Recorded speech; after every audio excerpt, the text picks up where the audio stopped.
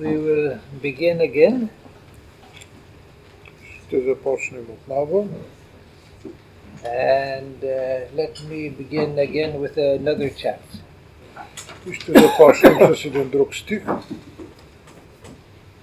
Om yo brahmanam vidadhati purvam yo vai vedangscha prahinoti tasmai tam hadevam atma buddhi prakasham mumukshurvai sharanamaham prapadye.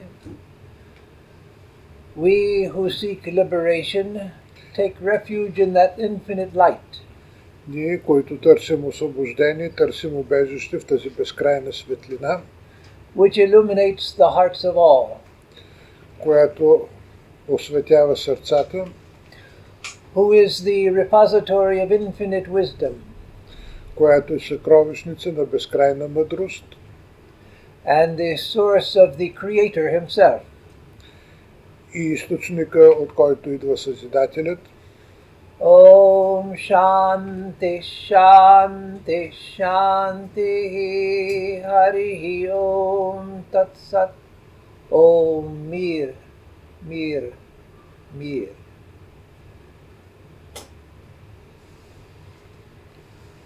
So this morning I spoke about meditation, Тази сутрин говорих за медитацията and I didn't leave much time for question and answers. и не остана много време за въпроси и отговори. So at the end of this session, if you still have questions about meditation, you're welcome to ask them.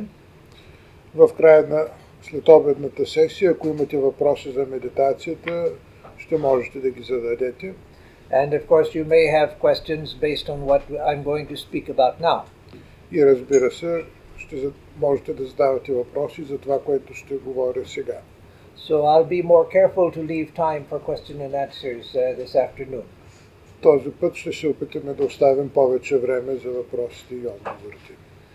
So the main topic for this afternoon is the 5 koshas. Темата на днешната беседа са 5 коши. The kosha is a Sanskrit term, Това е санскритско понятие and it means like an envelope or a sheath. и е нещо, което обгръща, нещо като A sheath, like you put a knife in a sheath. като кълъв. So the idea is that we have 5 envelopes covering the self. Идеята е, че има 5 обвивки, които обхващат нашето себе. The one that we are most familiar with is this, that you can see, the physical body. Най-известното от тях е, разбира се, това, което ние виждаме, това е физическото ни тяло. But there are other levels to our being which are functioning all of the time as well. Но има и други, които функционират през цялото време. So by understanding these 5 coverings of the self, we can understand much of Vedantic thought. И разбирайки всички тези обвивки, ние по-добре ще можем да осъзнаем какво представлява Веданта. So let me first say, before beginning with the koshas themselves, И преди да започнем да говорим за самите обвивки, that the Upanishadic seers were not philosophers in the usual sense. мъдреците от Упанишадите не са били философи в обичайния смисъл на това понятие. Their teachings are full of the deepest philosophy, Да, ученията им са изпълнени с дълбока философия, but they were not philosophers in the way we are used to thinking of philosophers. но те не са били философи, така както ние в момента мислим за сегашните философи. We are used to thinking of a philosopher as someone who thinks a lot about things and tries to figure things out. Ние си мислим за философите като човек, който мисли за нещо дълбоко и се опитва да подреди нещата около себе си. That is, a philosopher is an intellectual who wants to understand things. Той става дума за интелектуалец, който се опитва да разбере нещата около себе си. But understand things in depth. What is all of this experience, and to understand that at depth. И опитвайки се да разбере в дълбочина какви са нашите преживявания. Modern science has largely replaced much of philosophy in the world now. И съвременната наука до голяма степен е заменила философията в момента. And that's because after thousands of years of philosophy, И това е защото след около 1000 години философстване, philosophers are still arguing about what is true and what is not true. философите продължават да спорят помежду си кое е истинско и кое не е. They haven't come to a complete understanding of ourselves or of the universe. И те със сигурност не са достигнали до пълно разбиране какво сме ние и какво е Вселената. Whereas science seems to be much more definite. Докато науката изглежда, че има много по-ясни определени постижения. You can argue forever about idealism versus realism.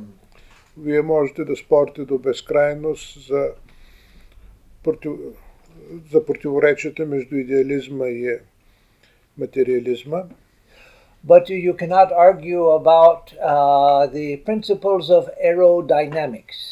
Но не може да спорите върху принципите на аеродинамиката. Because you can go to the airport and see these huge airplanes take off into the sky. Защото всеки може да отиде на летището и да види огромните самолети, които се издигат в небето. So you can say that I don't believe in philosophical idealism. Може да кажете, че аз не вярвам в философски идеализъм. But you can't say I don't believe in aerodynamics. Но няма как да кажете, че не вярвате в аеродинамиката. Because you can see it actually taking place. Защото всеки вижда какво става пред очите му. You can argue about philosophical materialism. Може да спорите за философския материализъм. But you can't argue about gravitation. Но не може да спорите за гравитацията. Of course, you can argue whether Newton was better or Einstein's ideas of gravitation were better, but still, gravitation is a fact. Може да спорите за това до каква степен Нютон е прав, до каква степен Айнщайн променя неговата теория, но основите на гравитацията са си същите. So science deals with things that we can see and we can understand and we can prove to some extent. Науката се занимава с нещата, които виждаме, които изследваме, където може да се даде доказателство, поне до някаква степен. Whereas philosophy, as we understand it, seems to deal with ideas that one can argue about for 1,000 years. Докато философията, така както я виждаме в момента, там става дума за спорове, за идеи, които могат да продължават и хилядолетия. So the ancient seers of Vedanta were not philosophers in the usual sense. Така че мъдреците от Веданта не са философи в обичайния смисъл на понятието. They were more like internal scientists. Те по-скоро са учени, които изучават глъбинното вътре в себе си. They were people who observed the way that the mind and body work. Те са наблюдавали как умът и тялото функционират. They observed the nature of experience. Наблюдавали са природата на преживяното. And they sharpened their minds through deep meditation. И са изострили ума си чрез дълбока медитация. So that they could perceive deeper and deeper into the nature of things. Така че да могат да достигнат все по-надълбоко и надълбоко в същността на нещата. The modern scientist uses telescopes, microscopes, and so many other instruments to look deeper and deeper into nature. Съвременната наука използва телескопи, микроскопи и всякакви други уреди, за да достигне по-дълбоко в разбирането. The Vedic sages, they used their own minds. Докато ведическите мъдреци, те са използвали техния собствен ум. So they had no other instrument but the human mind. И не са имали никакъв друг инструмент, освен него. So they used that to great success. Но пък са го използвали с много голям успех. So philosophy in India Така че философията в Индия was considered what you do after you have had experience of what is the nature of reality. Тя се отнася до това какво следва след като човек установява, че има определени изживявания. And what I mean by that is that they tried to perceive the depths of reality. Те са се опитвали да достигнат до глъбините на реалността. And then they used philosophy to explain what they had seen. И са използвали философията, за да обяснят това, което те са видели. So in the West we have often used philosophy just to think about things. Докато на Запад ние използваме философията основно за да мислим за нещата. But in India, philosophy, the word for philosophy is darshana. В Индия думата, която се използва философия, е даршана. And darshana means seeing. И тя означава нещо, което е видяно. So they try to realize what is the nature of reality. Who am I in my depths? И те се опитвали да разберат какво е природата и какво представляват самите те. They try to have an experience which revealed to them the nature of reality. Те са искали да имат преживяване, което да им разкрие дълбините на реалността. And so philosophy was used to explain to others what it is that they had experienced. И философията е била инструмента, с който да обясняват на другите това, което те са получили като изживяване. And so philosophy there means explaining in terms of logic that which other minds can understand. И те са използвали обяснение чрез логиката, за да предадат на другите умове това, което са преживели. But not trying to understand reality by logic, but explaining a higher vision through logic. Като логиката се използва не за достигане до дълбокото разбиране, а да се обясни това, което е преживяно от тях на другите. So that's important for understanding the Upanishads, the basic texts of Vedanta. И това е важно, за да имаме правилно разбиране на Упанишадите, които са основните текстове на Веданта. Because they are not texts of systematic philosophy. Те определено не са текст, който да излага по систематичен начин някаква философия. They have deep philosophical insights. Там има дълбоки философски прозрения. But again, they are not systematic philosophy. Но не става дума за систематично представена философия. And when you read the Upanishads, some of the ideas sound primitive. Not all, but some of the ideas sound primitive. Когато четете Упанишадите, някои от твърденията там могат да изглеждат съвсем елементарни, примитивни. But we have to understand that the teachings of the Upanishads were based on actual experience. Но не бива да забравяме, че това, което е в Упанишадите, то е вследствие на преживяно, на изживяване. So we have to be careful before we reject something as, oh, they didn't know modern science and so they said this primitive thing. Така че ние не трябва да отхвърляме Упанишадите, заради това, че не намираме там нищо от постиженията на съвременната наука. So let me give an example. И нека да дам един пример.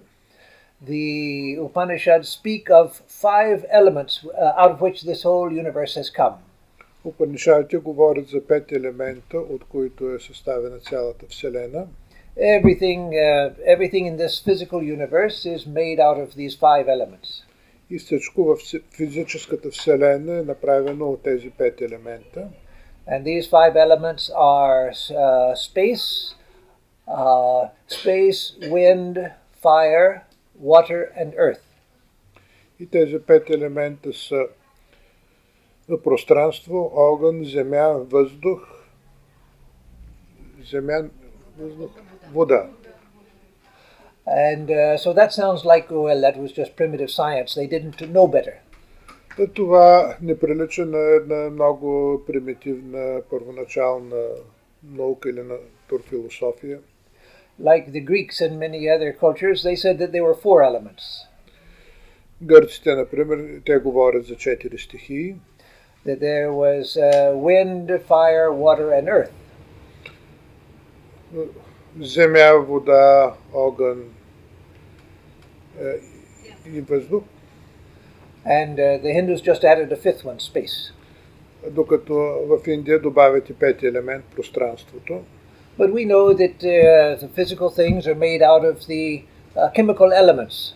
Но ние в момента знаем, че физическата вселена, тя е направена от химични елементи.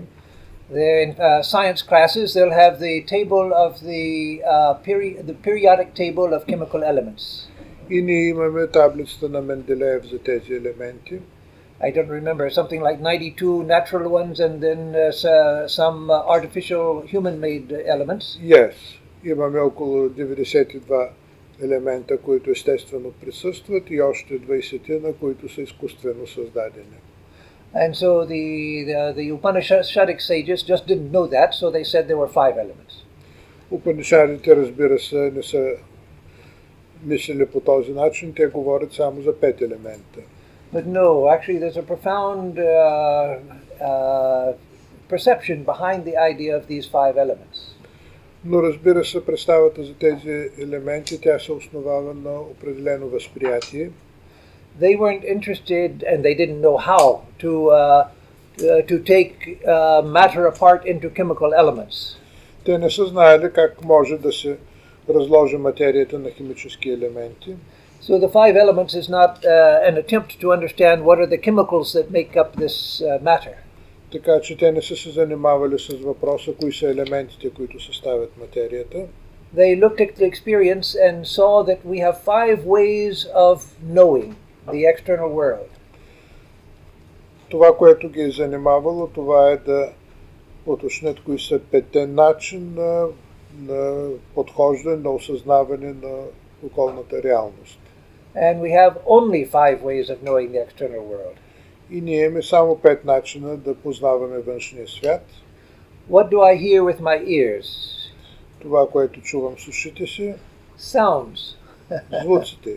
The good sounds, bad sounds, soothing sounds, irritating sounds. Добри, лоши, раздразващи ни, успокояващи ни звуци. But I don't hear anything but sound. Аз не чувам нищо друго, освен звуци. Of different types, but they're all sounds. Да, има различни видове, но всички те са звуци. What do I see with my eyes? Какво виждам с очите си? I see nothing but light. Не виждам нищо друго, освен светлина. Different colors are the mind's interpretation of wavelengths of light. Различните цветове това са интерпретациите на нашия мозък на различните дължини на вълните. And so I don't see anything but light. И аз не виждам нищо друго, освен светлина. And of course the absence of light. Или нейната липса. So I hear nothing but sound, I see nothing but sight.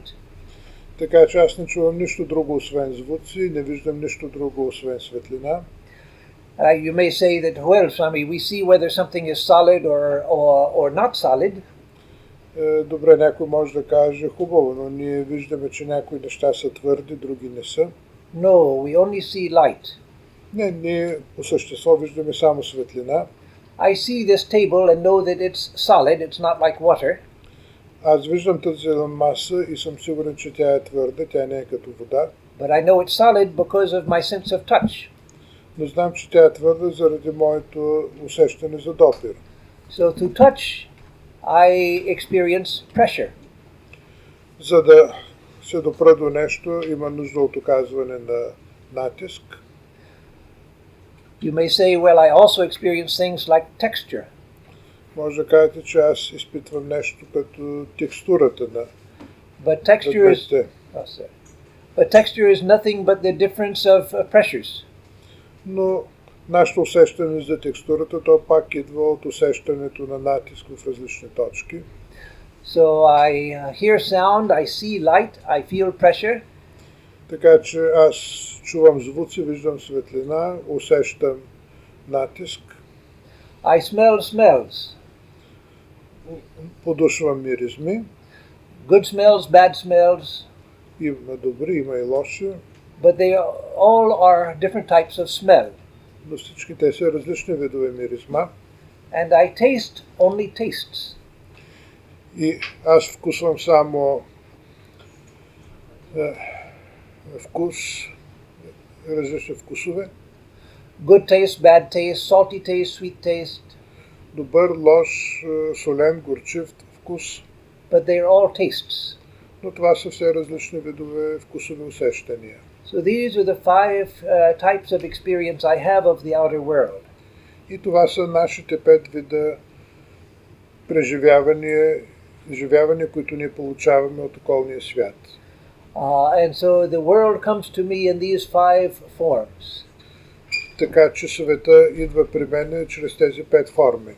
And so each of the elements refers to one type of experience. И всеки от тези елементи свързан с един от тези 5 вида преживяване. Space was the element which was said to be the foundation of sound. So space represents sound. Така, пространството то представя звука. Wind represents touch. Вятърът представя усещането за допир. All of the experience of touch is represented by wind. Всички видове усещане за допир се асоциират с вятъра. Fire represents light. All that I can see with the eye is light, nothing else. Огън се свързва с светлината, която ние виждаме. Water represents taste. Водата представя вкуса. And earth represents smell. И земята представя миризмата. So these 5 elements represent all of the ways that I have of knowing the external world. Така че тези 5 елемента, те изчерпват начините, по които ние познаваме околния свят. So first I read the Upanishads and it talks about 5 elements and I think, oh, this is some silly ancient text where they didn't know what they were talking about. И в първия момент някой от съвременците може да си помисля, като чете Упанишадите, че това е някакво много примитивно разбиране.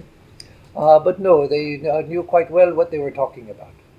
Но те са се знаели много добре за какво говорят. But their analysis of experience was quite started from a different standpoint from the scientific analysis. И техният поглед върху нашите възприятия е различен отколкото този на съвременната наука. So all of this is to say that the 5 koshas which I'm going to discuss now is based on experience also. И аналогично всички тези обвивки, за които ще стане дума по-късно, те са свързани с това. Now since I've spoken some about how the Upanishadic seers, what they taught was based on experience. И когато казвам, че това, което са говорили мъдреците от Упанишадите, е свързано с техните изживявания, that doesn't mean that we should accept everything the Upanishad says at face value, like someone who takes a literal understanding of the Bible. И ние не трябва да подхождаме към Упанишадите, разбирайки ги буквалистично, тъй както някои хора, например, разбират Библията. No, there may be things that were part of the ancient understanding which is not correct. Може и в тях да има неща, които не отговарят на съвременните разбирания, които да не са коректни. But once we have studied them and thought about the teachings of the Upanishads deeply, но когато ние мислим дълбоко за същността на Упанишадите, and we see how so many things which at first might have looked primitive were actually profound analyses, и тогава някои от нещата, които са ни се изглеждали съвсем елементарни, then I come to the point where I say, no, I must be very careful in throwing something out because I don't understand it. И ние трябва да бъдем много внимателни, ако искаме да изхвърляме нещо, защото може би просто не сме разбрали неговия смисъл. Because there may be a profound truth there that I just haven't been able to understand. Защото може би има дълбока истина, която ние не сме осъзнали. So in the Vedanta tradition, one is not supposed to accept anything unless they understand it. В Веданта се предполага, че всеки приема за истина само това, което може да е възприел. And unless you see that, oh yes, now I see that that is true. И човек трябва да се убеди, да види, че нещо наистина е верно, за да го приеме. So it's not a dogmatic system. Определено това не е догматична система. They're not a list of things that you have to accept in order to follow the Vedanta philosophy. Няма някакъв списък с твърдения, догми, които вие трябва да приемете, за да може да се наричате последовател на Веданта. You accept that which you can understand, and that's all that you have to accept. Вие приемате само това, което може да разберете и от вас само това се иска. But at the same time, with time one begins to realize that I have to be careful before I reject something. Но с течение на времето човек осъзнава, че трябва да е внимателен и с това какво отхвърля. Again, because it may contain a profound truth which I just have not come to an understanding of. Защото може би има някаква дълбока истина там, която той не е осъзнал още. So let me have patience and try to understand. И в такъв случай има нужда от малко търпение, човек да се опита да разбере какво стои истински там. So now let me come directly to the 5 koshas. И нека сега да преминем директно към 5 коши. And after I say something about the 5 koshas, then we'll have a guided meditation on the 5 koshas. И ние ще имаме водена медитация за 5 коши. And then I'll leave time for question and answers. И ще има време за въпроси и отговори. So, first, the idea of 5 koshas means that these are coverings of something else. Идеята за тези покривки е, че има нещо, което е покрито от тях.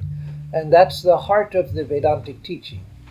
И това е в сърцето на учението на Веданта. And the heart of yogic teaching as well. И също така на учението на йога. Yoga and Vedanta are parts of the same tradition. Йога и Веданта са част от една и съща традиция. So it's in Vedanta that you find this teaching of the 5 koshas. В Веданта вие намирате учението за тези 5 обвивки. But it's in tune with the teachings of yoga as well. Но това е в съответствие и с учението на йога. So, what is that which is being covered by these 5 sheaths? Но какво е това, което стои зад тези 5 обвивки? That is who we really are. Това е нашата истинска същност, това, което ние истински представляваме. When I say I am, what do I mean I am? Когато ние казваме аз съм, какво всъщност искаме да кажем? Atham is related to the Sanskrit word, as am is related to the Sanskrit word as well. Asti, asmi, I am. Чухте различни санскритски думи, които отговарят на представата аз съм. So, let's follow the thinking of the great French mathematician and philosopher René Descartes. И нека да тръгнем по линията, дадена от големия френски философ и математик Рене Декарт. You've all, whether you remember it or not from school, you've all been familiar at one time with René Descartes' thinking. Може би вие сте запознати с мисленето на Декарт. You remember in geometry where you had the x and y coordinates. В геометрията вие си спомните, че използваме координати x и y. Those are called the Cartesian coordinates after René Descartes. И те се наричат Декартови координати, именно в чест на Рене Декарт. So he was first a mathematician and then he turned to philosophy. Първоначално той бил математик и после се обърнал към философията. He saw the problem that I mentioned at the beginning of this afternoon's talk. Той е забелязал проблема, за който говорихме сутринта. That is, that philosophers had not come to definite conclusions. Именно, че философите не достигат до ясни и добре дефинирани заключения. They were still arguing about everything. Те продължават да спорят за всичко. Whereas he saw that in geometry, you come to definite conclusions of things that are proven. Докато в геометрията вие достигате до ясни, много добре определени изводи, които могат да бъдат доказани. In the system of geometry, you start with axioms that are accepted as true. В геометрията вие започвате с аксиоми, които се приемат за верни. And these axioms are supposed to be obviously true. И се предполага, че тяхната правота е очевидна. And then you use these axioms to develop further truths in the form of theorems. И след това, на основата на тези аксиоми, вие извеждате други твърдения, например теореми. And if a theorem is proven to be true according to the axioms, then it becomes established also. И ако нещо е установено като истина, като извод от аксиомите, като теоремите, то се приема също за вярно. So he thought, why can't we do the same in philosophy? Не можем ли ние да повторим същото и да го направим и в философията? What do we know for sure? Нека да си изясним в какво ние сме сигурни. So he wanted to find out what is a sure truth that I can't doubt.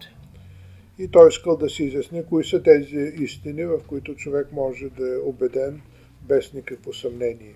If I come to that, then I can begin to build further truths on top of that.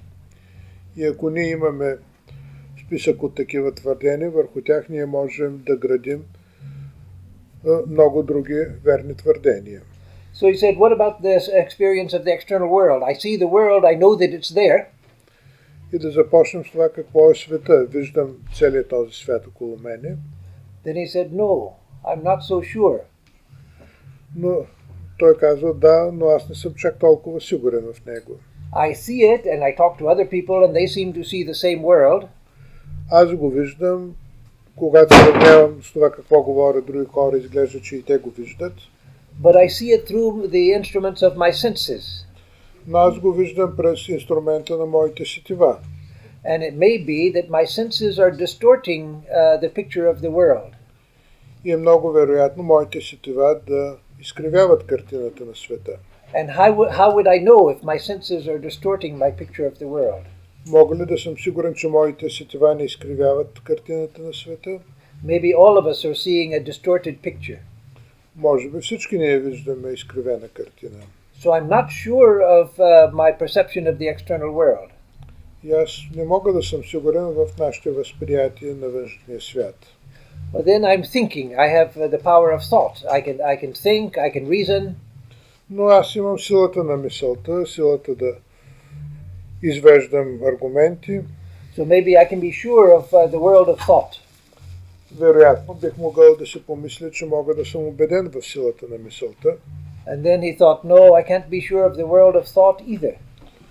Но ние не можем да сме убедени в силата на мисълта също така. Because there are certain forms of mental insanity where the person thinks, I'm thinking correctly and everyone else is crazy. Защото виждаме, че има хора, които имат толкова изкривена представа, че считат, че само те виждат нещата правилно, всички други са полудели. So maybe my thinking is completely confused and I don't know it. Може би подобно объркване има и в моя ум и аз не мога да съм сигурен в изводите, които той прави. So he said, I can't be sure of the external world because my senses may be fooling me. Така че аз не мога да имам убеденост в моите възприятия на външния свят, понеже може би сетивата ми лъжат. I can't be sure of my world of thought because maybe I'm not thinking correctly and don't know it. Може би аз не мисля по коректен начин и по този начин и така и резултатите от моето мислене могат да не са верни. And then he came to his famous conclusion, which most of you will recognize. И така той стигнал до своето прочуто заключение, което сигурно сте чували. He came to the conclusion in Latin, cogito ergo sum. На латински това звучи cogito ergo sum. That is, I think, therefore I am. И преведено то означава аз мисля, следователно съм. Now that's deeper than it sounds. И това всъщност е много по-дълбоко твърдение, отколкото изглежда на пръв поглед. Because, as I said, he had already become convinced that my thinking may be wrong. Защото, както ние знаем, той вече е бил убеден, че нашето мислене може и да е погрешно. So, I think, therefore I am, doesn't mean that it's based on my thinking. И неговото твърдение, то всъщност не е базирано на мисленето му. What he realized was that I can doubt everything, but I can't doubt myself because I'm present in the doubt itself. Той казва, аз мога да се съмнявам във всичко, но има някой, който изпитва това съмнение и е несъмнено, че той съществува. I can doubt the external world, I can doubt the mental world. Мога да се съмнявам в физическия свят, мога да се съмнявам в умствения свят. But when I come to doubting myself, do I exist? I'm present in the doubt. Но когато възникне въпроса за мене, то аз съм този, който присъства в съмнението. Аз съм този, който се съмнява. So he had come almost to the ultimate understanding of Vedanta. И по този начин той се оказва съвсем близо до разбирането на Веданта. There was only a small mistake in his conclusion because of his intellectual background. И има съвсем малък недостатък в неговите изводи, който идва заради интелектуалната му подготовка. He was convinced because of his background in Western thought that thinking is the highest part of a human being. Вследствие на неговото си интелектуално образование, той считал, че мисленето е най-висшата форма на човешка дейност. So he knew that my thinking may be incorrect, but I'm present in the thinking itself, so I can't doubt myself. Мисленето може и да е погрешно, но самото мислене съществува и ние не можем да се съмняваме в него. So Vedanta says, it's not the fact of my thinking that proves that I exist. Веданта казва, че самото мислене не доказва моето съществуване, But my existence is self-evident. а че моето съществуване е самоочевидно, Whether I'm thinking or not thinking. независимо дали аз мисля или не мисля. So it should have been not cogito ergo sum, Така че по-скоро не трябва да се казва cogito ergo sum, it should have been sum ergo cogito. а sum ergo cogito. I am, therefore I can think and do other things. Аз съм, следователно аз мога да мисля за други неща. But it's the fact that I am, which it can't be doubted. Но фактът, че аз съм, той не може да бъде подлаган на съмнение. Whether I'm thinking or not, I am. Независимо дали мисля или не мисля, аз съм. So the Upanishadic sages, in seeking to know who am I, Мъдреците от Упанишадите са мислили върху това, кой съм аз. they saw that I see the external world, Те са виждали външния свят, and I'm the subject who sees the world. но аз съм субекта, който вижда този свят. This building doesn't see me, I see the building. Тази сграда не ме вижда мене, аз виждам нея. You may see me, but I also see you. Вие ме виждате и аз ви виждам. And so I see the external world, I'm the subject. Аз виждам външния свят и аз съм субектът. But I see this physical body also. Но аз виждам физическото си тяло също. This body is part of the external world. И това тяло е част от външния свят. And I see it, and even if my eyes are closed, I feel it. Аз го усещам, дори когато очите ми са затворени. So this is an object. I'm the one who sees the body. Аз съм този, който вижда тялото, което представлява само обект. So I can't be the body because I'm the one who sees it. И тъй като съм този, който вижда тялото, то аз не мога да бъда тялото. But I can see my mind also. I see my thoughts, my memories, my emotions. Аз виждам моят ум, моите мисли, моите емоции. So I can't be my mind because I can see it. Но аз не мога да бъда мой ум, след като го виждам. And so they went deeper and deeper and saw that everything was an object to themselves. И по този начин, продължавайки нататък, ние виждам, че всичко представлява обект за нас. I see everything inside and outside as an object. Аз виждам всичко отвън като обекти. So they came to the realization that I am the light which illuminates all experience. И така те са стигнали до убеждението, че те са светлината, която осветява всичко съществуващо. I am the light which sees the outer world. Аз съм светлината, която вижда външния свят. I am the light which sees the body and the mind. Аз съм светлината, която осветява тялото и ума. And in deep states of meditation I can even see the ego as an object. И в дълбока медитация аз даже мога да видя и егото като обект. And so I am the light which sees everything. Аз съм като светлината, която може да види всичко. And when this becomes a deep perception, и когато това се превърне в наше дълбоко преживяване, it changes everything.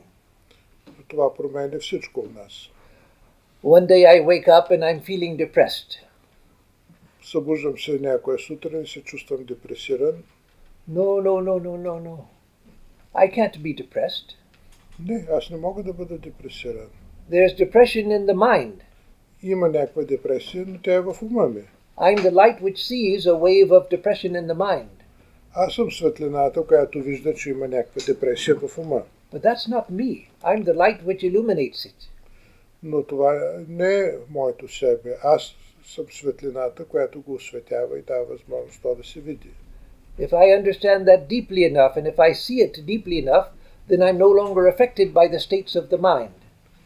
И ако аз дълбоко осъзнавам всичко това, то го осъзнавам само като състояние на ума. Now, as a person like me gets older, човек като мене, който става стар, maybe I begin to forget things like older people often do. Може да започне да ми се случва да забравям нещо, както е обичайно при по-възрастните. But the problem is not with me. Но това не е проблем на мене. The problem is with the brain. Това е проблем на мозъка в тялото ми. I'm the light that illuminates the brain.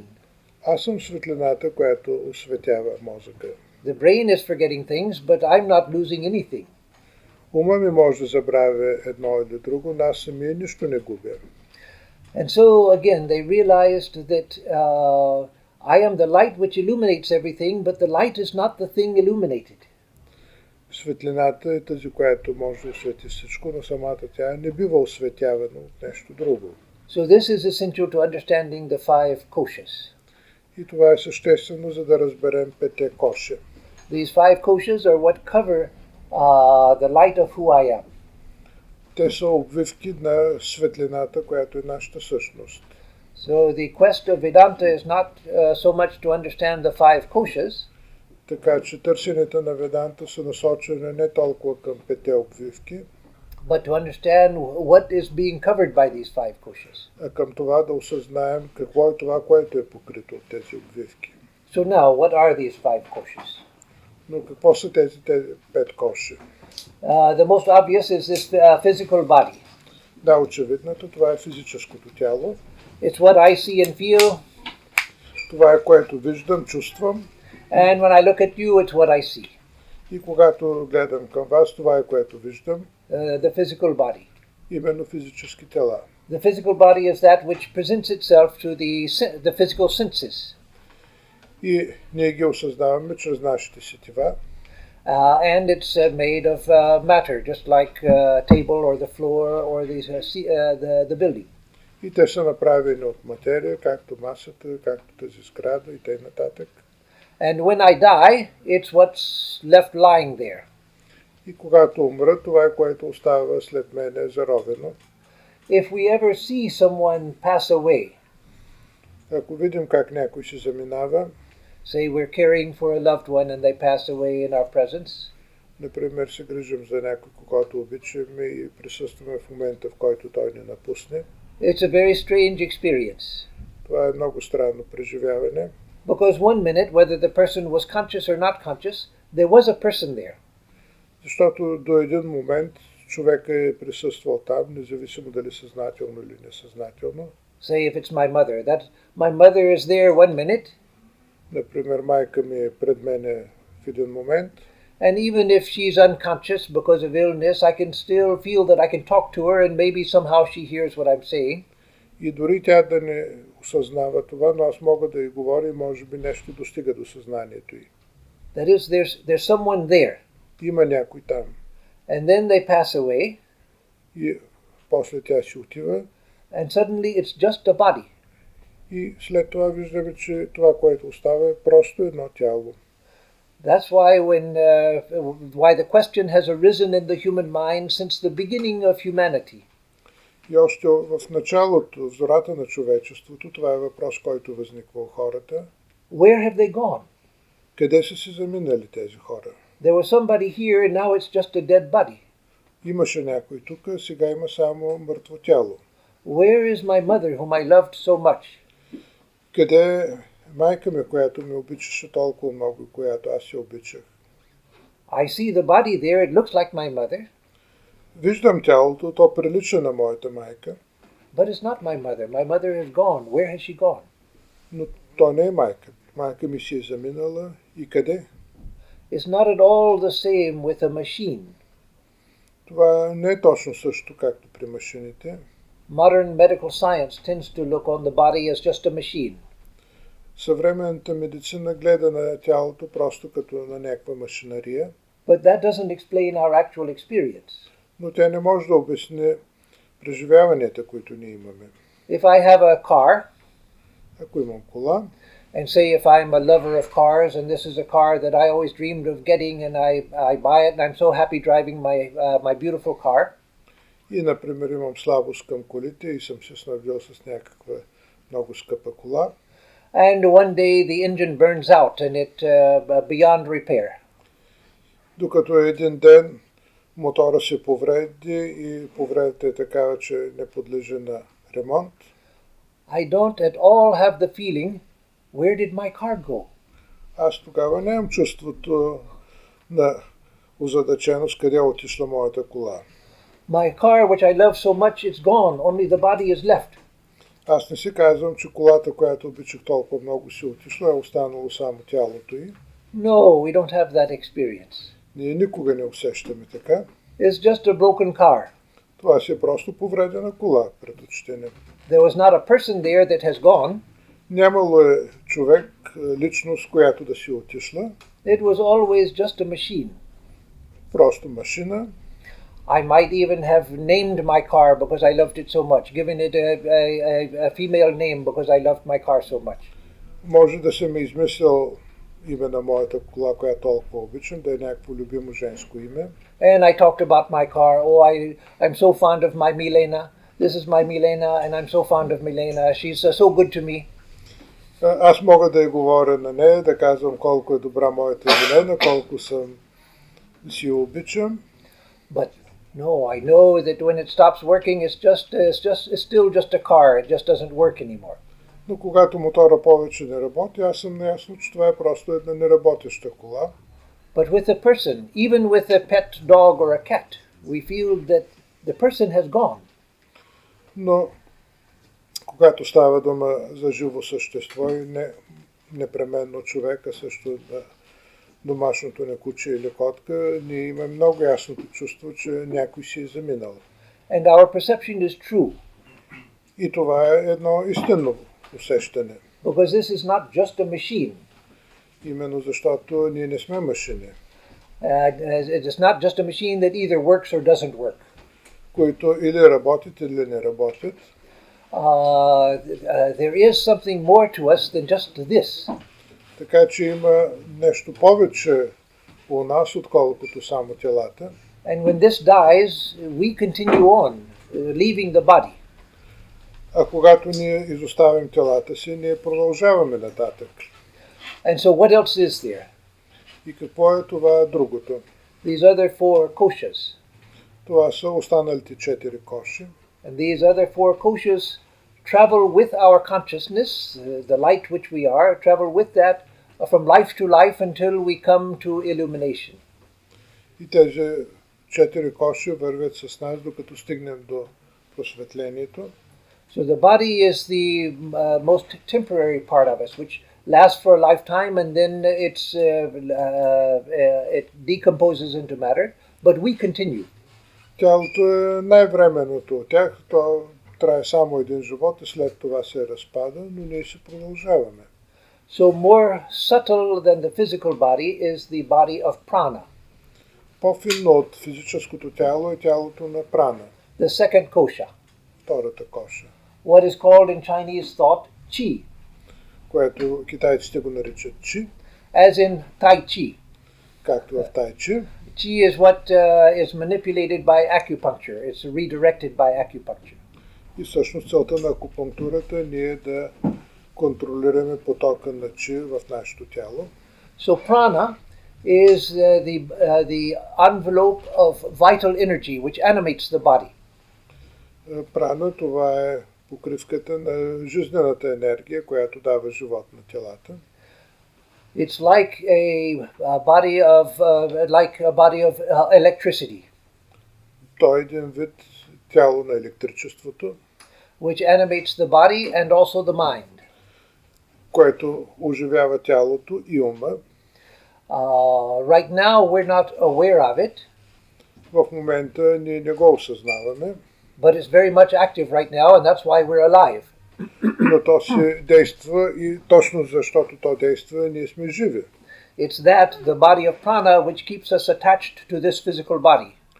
И именно праничното тяло ни удържа да се усещаме свързани с физическите тела. When this body dies, what happens is the prana becomes detached from it, and it, together with the other koshas, goes to another body. Когато физическото тяло умре, праничното тяло се отделя от него и продължава заедно с другите коши.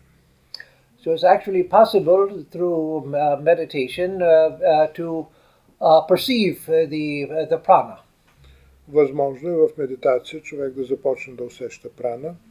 And there are some people who are psychic healers. И има хора, които използват психическите си сили за лечение. Or I don't know in Bulgarian, but in English we have two terms: psychic healers or spiritual healers.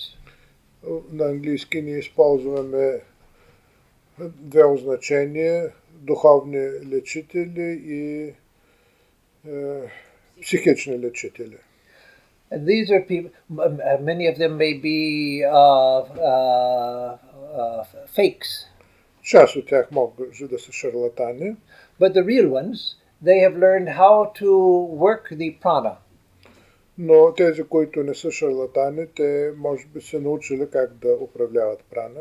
And so healing can be brought directly through the body of prana. И тогава излекуването става именно чрез прана. Because disease is associated with a diminution, lowering of the prana in that part of the system. Защото болестите се причиняват от намалено количество прана в определени участъци от тялото.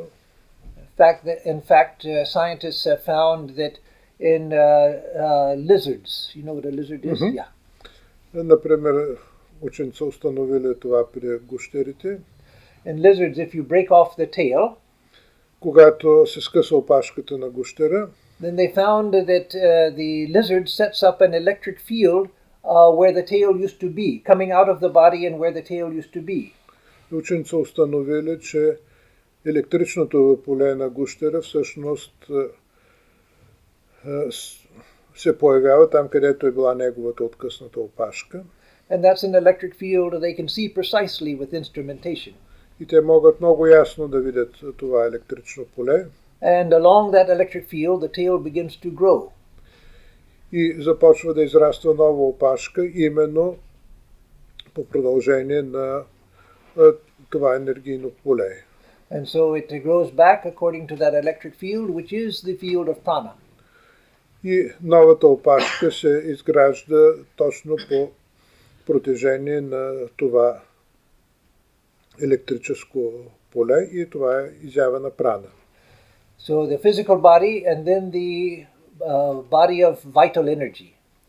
Така че освен физичното тяло имаме тялото на жизнената енергия. And they are intimately associated. И те са много близко свързани. Until the time of death. До смъртта. And in the Upanishads it says that when the prana leaves the body, all of the other koshas leave the body along with the consciousness. И Упанишадите казват, че когато тялото умре, прана си тръгва от него, както и останалите коши. So that's why it's called the vital sheath, because it's that which makes this alive. И затова тя се нарича жизненото покривало, защото тя е, което дава живот на тялото. But more subtle than the vital sheath is the mental sheath. Но още по-съществено това е менталната покривка. The mental sheath means the thinking sheath. Именно става дума за покривалото на мисленето. It's the sheath where we think, where we remember, where we experience emotions. Това е нашето мислене, емоциите, възприятията. And it has another very important function that we don't usually think about. И тя има много важна функция, която често не я осъзнаваме. As I said, we experience the world through these five senses. Както стана дума, ние възприемаме света чрез нашите пет сетива. We hear sounds, we see sights, we touches, we smell smells, we tastes. Ние виждаме, чуваме, имаме допир, усещаме миризми. But each one of these five sense experiences is very different from the other. И всяко едно от тези сетива е различно от останалите. It's the mind that puts all of these together and makes a holistic world experience out of these sense experiences. Умът е този, който събира информацията от различните сетива и съставя цялостната картина на това, което се усеща. I see something and I hear a sound. Виждам някого, чувам звук. The sound is very different from sight. Звука е нещо много различно от светлината, от виждането. And yet it's the mind that shows that the sound is coming from that sight. Но ума прави извода, че звука идва от това, което е видяно. I see the colors of this table. Виждам цвета на тази маса. But I also feel that it's hard. И мога да я докосна и да разбера, че тя е твърда. And so the mind puts all of that together so that the hardness I feel and the colors that I see, it all makes sense. Но ума е този, който сглобява отделните впечатления и достига до извода, кое е това нещо. So it's the mind puts together the sense experience we get through the five senses. Така че ума той интегрира идващото от петте сетива. And it is where we think and where we question, where we doubt. И тук е място, където ние мислим, където задаваме въпроси, където имаме съмнения. There's a great deal of confusion in the presentation of Vedanta here. Има голямо объркване при представянето на Веданта понякога. Because the higher function of mind which we come to next, that is often called the intellect.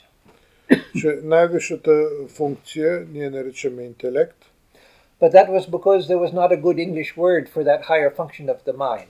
Но тази функция думата интелект се използва на английски, просто защото няма друга подходяща дума за най-висшата форма на мислене. What we call intellect is actually a function of the lower mind. Това, което наричаме интелект, то всъщност е функция на по-нисшия ум. Because it's the lower mind which questions, the lower mind which doubts, the lower mind which asks, what is this, what is that, how does this work? Нисшият ум е този, който се съмнява, който се пита как функционира това. So all of that is part of this mental sheath, the third sheath.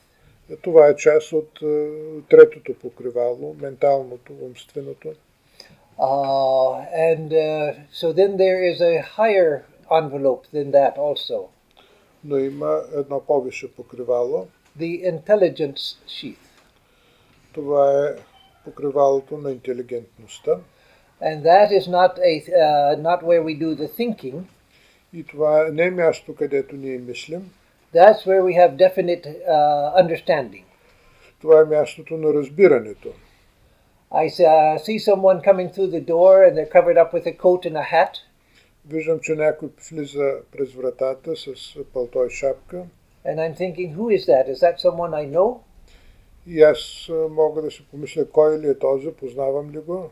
That's the lower mind, the mental sheath that's questioning. Who is that? Това е функционирането на нисшия ум, там където се става задаването на въпроси. And then when he turns his face towards me, I see, oh, that's Alex, who just came through the door. И когато той се обърне към мен, аз разпознавам, че това е Алекс. That is the intelligence sheath which says, aha, I know. И именно това е покривалото на интелигентността, там е където се казва, аха, аз го знам това.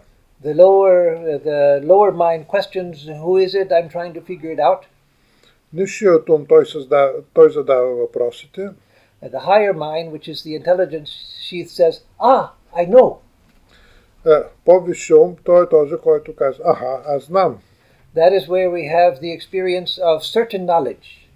И там ние получаваме преживяването на знание.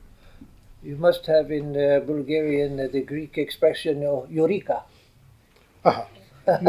Това е момента, в който ние извикваме еврика. Yes, that is that experience. I know. Именно това е усещането, което е типично за тази коша. So that is active in everyone. И то е активно при всеки един от нас.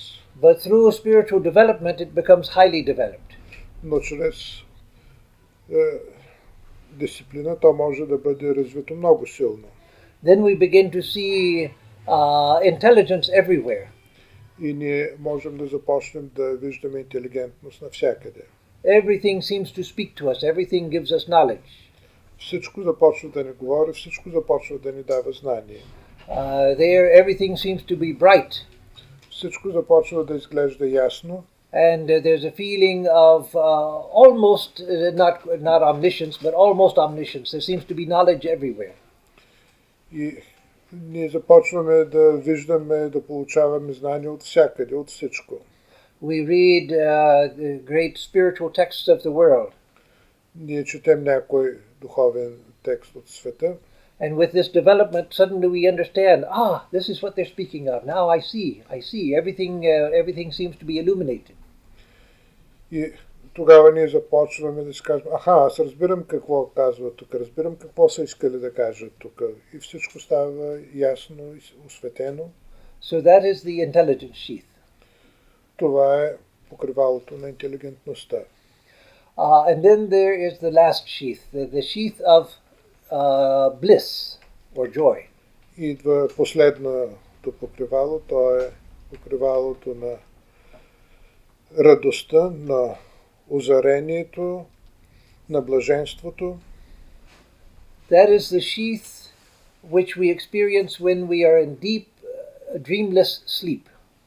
Това е състояние, което ние го изпитваме в състоянието на дълбок сън без сънища. When we are sleeping and we're dreaming, we're living in the mental sheath. Когато спим и сънуваме, ние сме на нивото на менталното покривало. The mind makes up a whole world of experience. Ума ни създава цяла картина от различни изживявания. But it's all a mental creation. Но всичко това е създание на нашия ум, ментална конструкция. We see all kinds of people, we talk to people, we go places in the dream. Виждаме някакви хора, говорим се с тях, посещаваме разни места. But we wake up and see, that was all in my mind.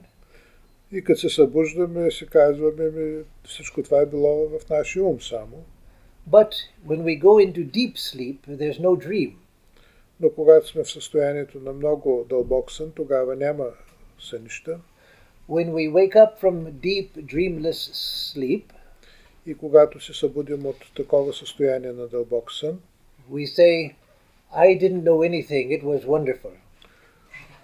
Нищо не знам, нищо не помня, но беше чудесно. So how do I know that I didn't know anything? И как така знам, че не знам нищо? Because I was present, Защото аз съм присъствал. that same light which I am, which illuminates the waking state and the dream state, Тази същата светлина, която осветява всичко и в състояние в сън и без сън, it was there also, тя е присъствала. so I know I didn't know anything. Аз нищо не съм познал, I was completely gone. аз съм отсъствал, That means that even the ego is not there. т.е. дори его не е имало тогава, Just the light which illuminates all experience is there.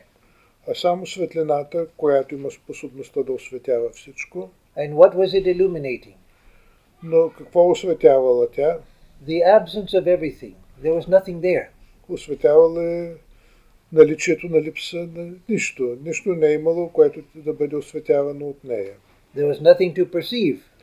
Нищо, което да бъде възприемано. There were no thoughts, Нямало е мисли, no memories, нямало е спомени, no idea of myself as a separate person. нямало идея за мене като за отделна личност. So that is the experience of the cloud of ignorance which separates us from illumination. И това е усещането за облака на невежество, който е съвсем близо до състоянието на final bliss, Which separates us from the final illumination. който ни отделя от крайното просветление. It's called the sheath of bliss because at that time we wake up and say, oh, it was wonderful. То се нарича покривалото на блаженството, защото и ние сме имали чувството, че имало нещо, което е било чудесно. Because all of my thoughts, my worries and my fears have disappeared. Всякакви мои мисли, страхове са били изчезнали. I'm just there without the pressure of any experience. И не е имало върху мене натиск от усещане от какъвто и да е вид. But all that I experience is the absence of everything. Единственото, което съм усещал, това е липсата на каквото и да е. And so I say I didn't know anything. И за това човек казва, аз нищо не знам и в този смисъл то е невежество. So that is the cloud which makes us think I'm separate from everyone else. И това е покривалото, където изчезва представата, че аз съм различен от всичко останало. That is the cloud that makes me think I'm an individual separate from everyone else. Съжалявам, предишният превод не беше съвсем коректен. Значи това е покривалото, където човек все още се усеща като нещо различно от всичко останало. I'm the light of awareness which experiences everything.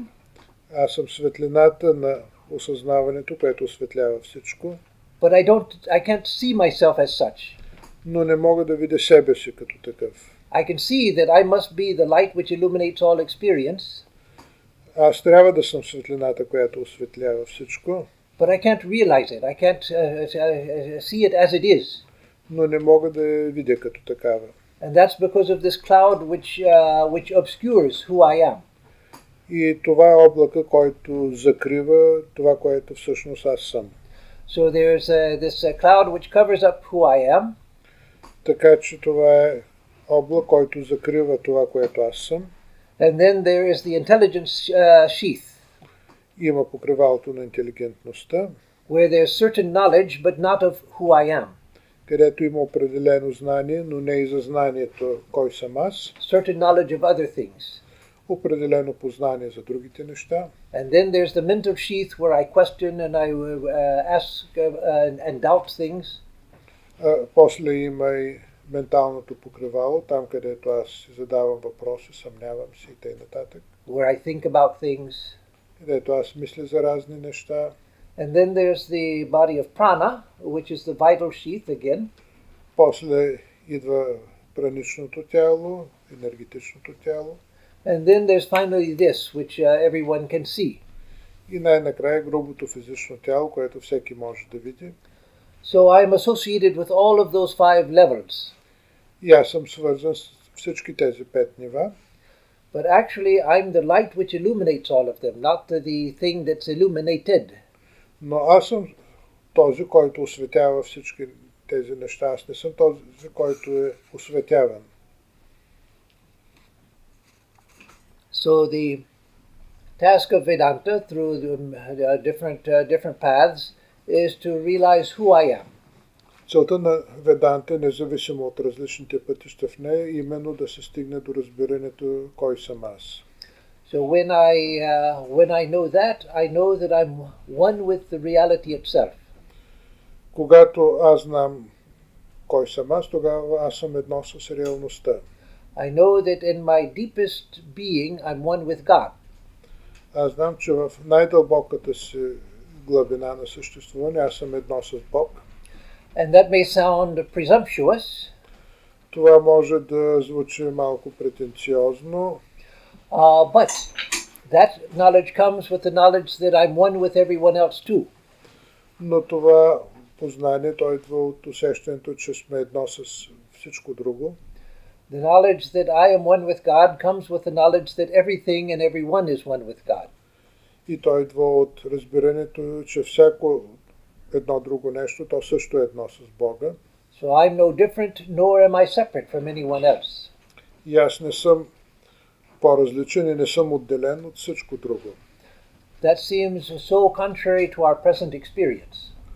Това, разбира се, звучи в противоречие с нашите всекидневни преживявания. But the further we go with spiritual development, но колкото по-нататък напредваме в нашето духовно развитие, the more we begin to see that no, that's true. толкова повече осъзнаваме, че това е истина. Whether we follow a path of devotion, that is love for God, Независимо дали следваме пътя на отдадеността към, подразбира се, любов към Бога. through that we see, in the path of devotion, we begin with the idea that yes, I'm an individual. По този път ние започваме с представата, да, че аз съм един индивид само, And God is the infinite. а Бог е безкрайността. But in Vedanta, God is not a judge. Но във Веданта Господ не е някакъв съдник. God is love itself. Бог е самата любов, Infinite love. безкрайна любов, Infinite beauty. безкрайна красота, Perfection itself. самото съвършенство, Reality itself. Truth itself. самата реалност, самата истина. And so seeing that, I fall in love with God. И виждайки това, аз няма как да не изпитам любов към Бога. And so through prayer and meditation, I try to come closer and closer to the experience of God. И чрез молитва или медитация аз се опитвам да се приближа все повече до Бог. And a time comes when I'm so close to God that I see God there like an ocean of infinite beauty, an ocean of infinite wisdom in front of me. И с напредък аз мога да стигна до момента, в който аз виждам Бог пред себе си като океан от безкрайна мъдрост, от безкрайна красота. God is no longer an idea or a theological concept, but a reality. И Бог се превръща не в реалност пред мен, а не в някаква теологична конструкция, не като някаква книжна представа. So the closer I come, the more I want to come closer and closer. И колкото повече се приближавам, толкова повече би ми се искало да съм към Него. And so as I'm speaking metaphorically, as I'm running towards this ocean of beauty, which is God, Метафорично казано, като тичам към този океан, който представя Бога, will I come to a point where I'm coming close, but I say, okay, I'm going to stop here. This is close enough. Мога да стигна до точка, който да се казва, стига вече, аз спирам до тук. No, I want to come closer and closer because this is love itself, beauty itself, truth itself. Но това е самата красота, самата любов на човек, не му се иска да спира. Immortality itself. То е самото безсмъртие. So I want to lose myself in the ocean of beauty. И аз искам да загубя себе си в океана на красотата. And so you find great saints, Christian saints, Sufi saints, Hindu saints, И множество светци, християнски, суфи, индийски, who followed the path of devotion, които са следвали пътя на преданността, what we call bhakti yoga, това, което наричаме бхакти йога, who said that I lost myself in God. и всички те под една или друга форма казват, аз изгубих себе си в Бога. And I no longer existed, but only God existed. Аз спрях да съществувам, само Бог съществува.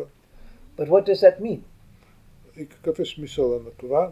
I didn't exist, but only God existed. Като казваме, аз не съществувам, само Бог съществува.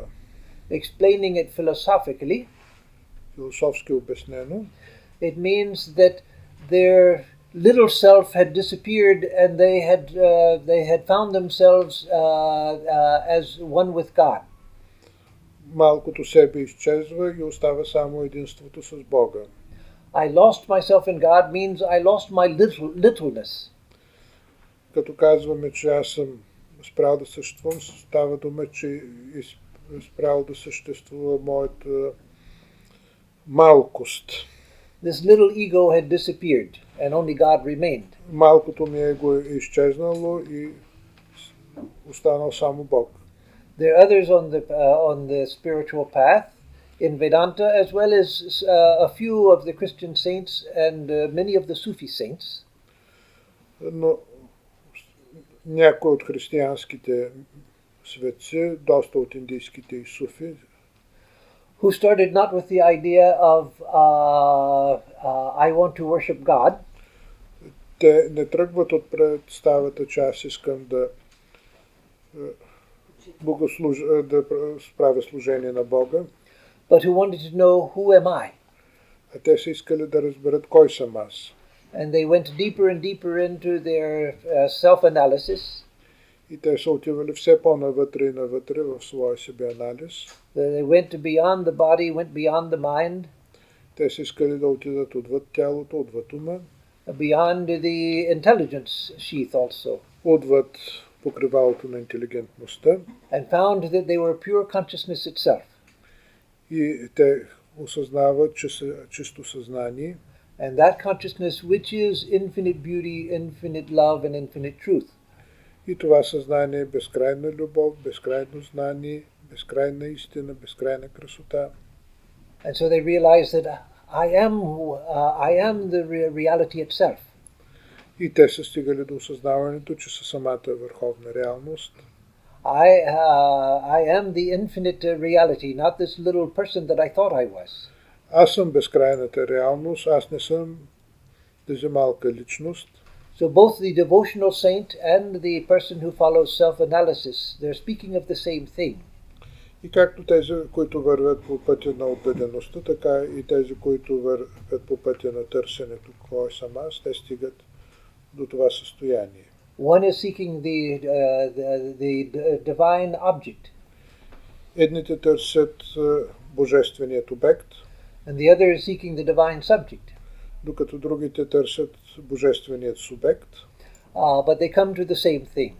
Но идват до една и съща крайна точка. There's a beautiful Sufi story. Има една много красива история на суфите. In which a man comes to the house of his beloved.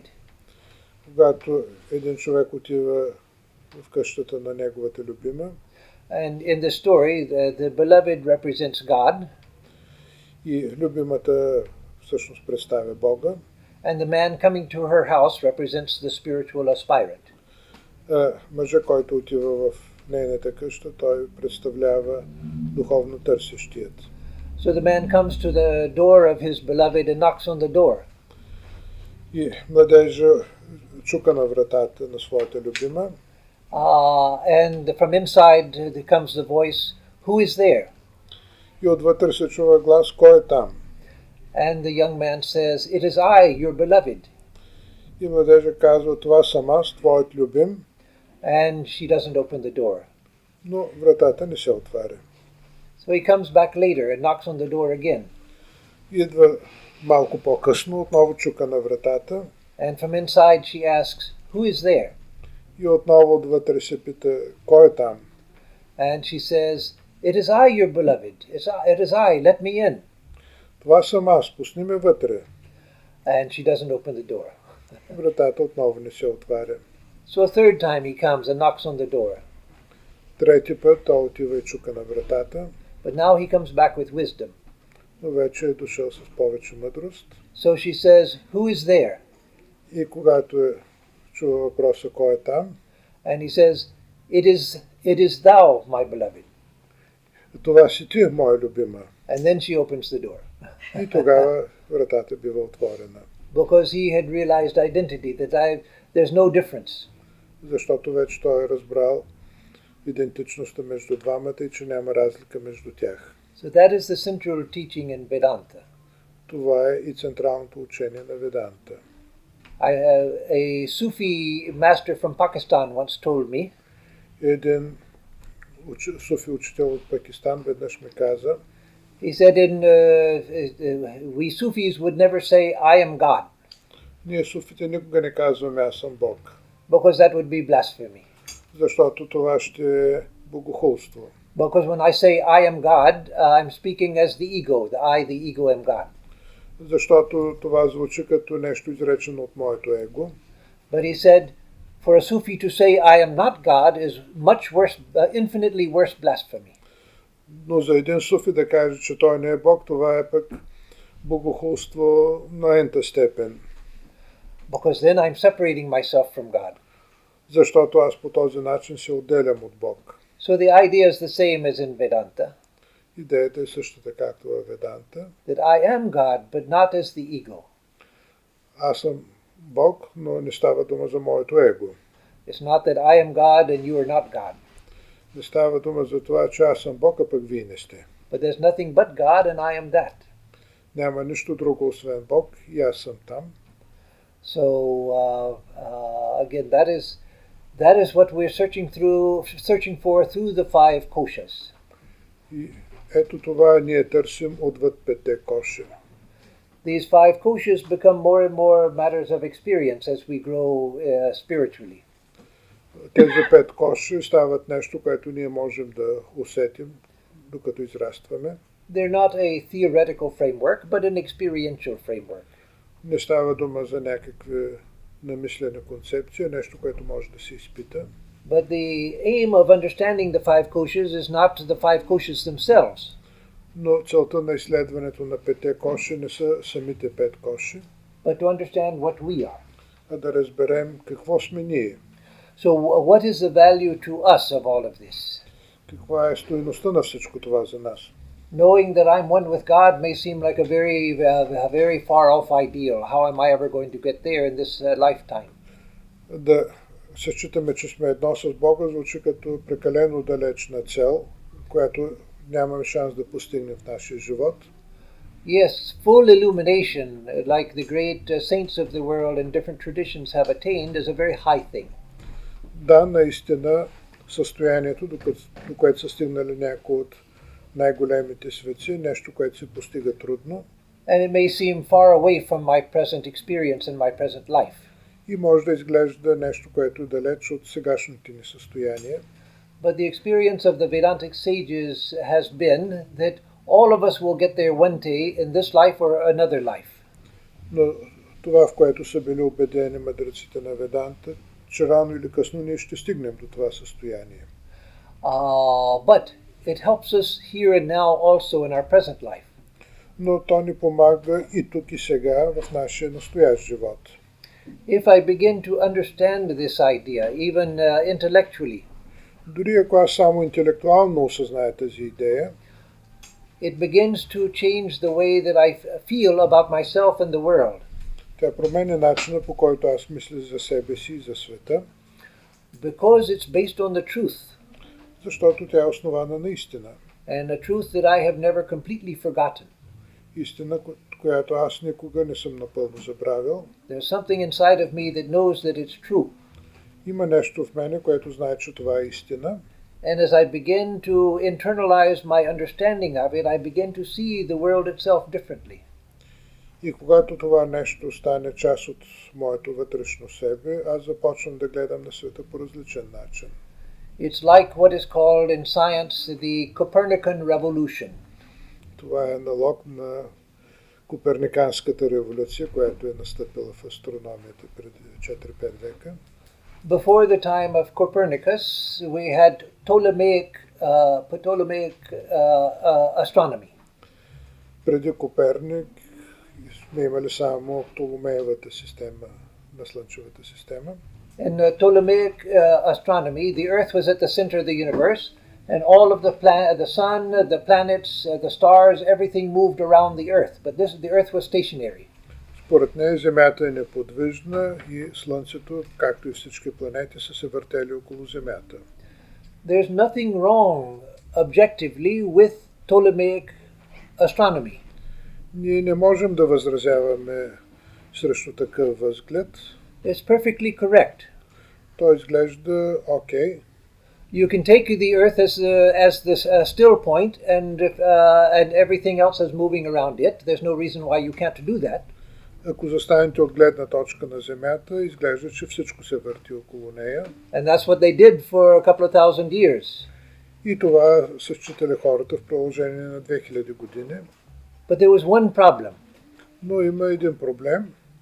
The heavens were extremely complex from that standpoint. If you take the Earth as a still point, that's your reference point, and everything else moves around it, the movements of the heavens are extremely complex. При един такъв възглед обаче движението на светилата и на Слънцето стават прекалено сложно. Especially the movements of the other planets. They become extremely complex to understand how they are revolving around the Earth. И става трудно да се обясни как планетите обикалят около Земята. You can still calculate from that standpoint, but it's extremely complex. Може да изчислявате какво е положението на планетите и в тази система, но това е твърде сложно. Copernicus said something very simple. Коперник казва нещо съвсем просто. There's the sun. The Earth and the other planets are moving around the sun. Че Земята и другите планети се въртят около Слънцето. And the Earth is revolving as it moves around the sun. И Земята се върти около оста си, докато се върти около Слънцето. And suddenly the movements of the heavens become simple. И изведнъж представата за движението на планетите в Слънчевата система става съвсем проста. Suddenly you can see that all of the planets are moving in a very simple orbit. И осъзнаваме, че планетите се движат всъщност по едни съвсем прости орбити. So that became one of the principles of science, simplicity. И това е в съответствие на стремежа на науката да обяснява всичко по най-простия начин. That which brings clarity and simplicity out of a complex system, then that is truer than that which is only complex and difficult. Това дава едно просто обяснение на нещата, които изглеждат усложнени. And so, when one begins to understand that I'm the light which illuminates all experience, and that light is the light of the divine itself. И аналогично, когато аз мисля, че аз съм светлината, която осветява всичко друго, и тя е божествената реалност. When I begin to see that I've identified with this body, that this is me and that's not me. И тогава аз спирам да се идентифицирам с това тяло и да го считам това сама, със всичко друго не е. But that is an identification made out of ignorance. Но това е идентификация, която е направена заради моето невежество. That actually the whole universe rests within me, and I rest within the universe. Аз присъствам в цялата Вселена и Вселената присъства в мене. That all beings are within me and I am within all beings. всички същества са в мен и аз съм в тях. Suddenly when that idea begins to go deeper within me and I begin to feel it, И когато аз мисля за тази идея, полека-лека тя започва да ме изпълва и започвам да усещам по съответния начин. then suddenly everything becomes simple. И всичко започва да става съвсем просто. Just as with the Copernican revolution, suddenly the heavens became simple. Също както при Коперниканската революция, когато изведнъж сложните движения се обясняват по съвсем прост начин. Suddenly, even though I have not yet reached the highest experience, Дори да не съм достигнал до най-върховното изживяване, everything seems to fall into place in a simple harmony that was not there before. аз започвам да виждам всичко в една проста хармония, която не съм забелязал преди. And so I know that no, this is it's true because now I have understanding.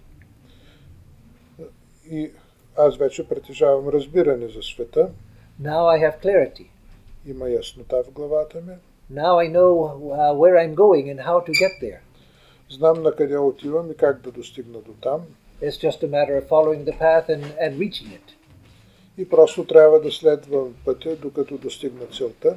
So whether I follow a path of devotion or worship of God, or whether I follow a path of who am I, it doesn't matter. И няма значение дали съм тръгнал по пътя на преданността, богослужението или по пътя на търсенето на себе си. I'll come to the same place. Аз ще стигна до същата крайна точка.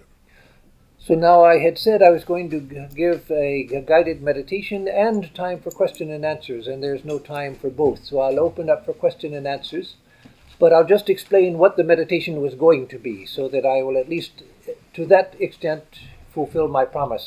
Виждаме, че не остана време и за медитация, и за въпроси, така че само ще обясня накратко за каква медитация става дума. In this meditation, I was going to take you through the same preliminary exercises. Идеята беше да минем отново през същите предварителни упражнения. And then when we were to come to the meditation on the 5 koshas, И после да направим медитация върху 5 коши. I was going to ask you to be aware of the physicality of your physical body. И първо трябва да добиете усещането за вашето физическо тяло. To be aware that it is a part of the ocean of physical matter that surrounds us, which is the physical world. Че сте част от океана от физически тела. To be aware that this part of us is mortal, it's what dies. Да осъзнавате, че това тяло е смъртната част от нас, тя ще се замине. And to just spend some time feeling that, the physicality and the mortality of the physical body. И да усещате физичността и смъртността на това тяло. And then we would come to what we did this morning, where we try to feel the body as a field of sensation. И после това, което направихме и сутринта, да усетим нашето тяло като поле на усещания. Where you just feel the whole body as just a field of energy. Да усетим телата си изпълнени с енергия. And that you can do easily. И вие може лесно да направите това. And that is the beginning of the perception of the body of prana. И това е началото на придобиването на усещане за праничното тяло. You begin to feel the body not as physical, but you begin to feel it as made of energy itself. И да започнете да усещате тялото си не като грубо материално, не като направено от енергия. And again, that's the beginning of the perception of prana. И това е началото на усещането за прана. That can go much further, but that's the beginning. Може да се отиде и доста нататък, но това е началото. And then I would take you to being aware of your thoughts. След това ние трябва да станем осъзнати за нашите мисли. And you see that there are these distinct levels. There's the awareness of the body, there's the awareness of the field of energy, and then there's the awareness of thinking. Така след усещането за тялото, за енергията, ние трябва да преминем към усещане за мисълта ни. And so that we would develop in the meditation, but it would be the perception of the mental body. И така се развива усещането за менталното тяло.